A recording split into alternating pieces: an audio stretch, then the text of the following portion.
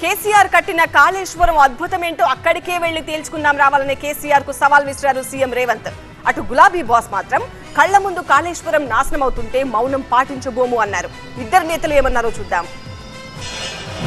మీరు కాళేశ్వరం ప్రాజెక్టును నా కన్న ముందే తెలంగాణ నాశనం చేస్తూ కూర్చుంటే నేను మౌనం పాటించే ప్రసక్తి లేదు.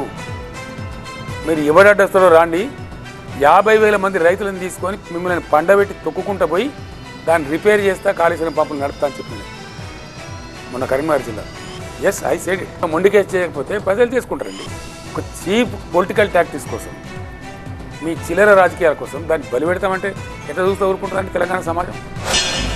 కాళేశ్వరం డిజైన్ వేసినప్పుడు తీసినవా, దిగినప్పుడు దించినవా అని నేను అడుగుతున్నా.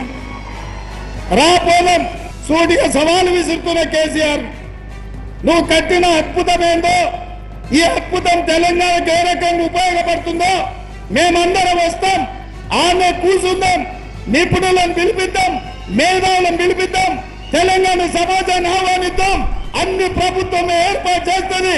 నీకు దమ్ము, ధైర్యం, నీతి, నిజాయితీ, చిత్తశుద్ధి ఉంటే రా కాళేశ్వరం పోదాం.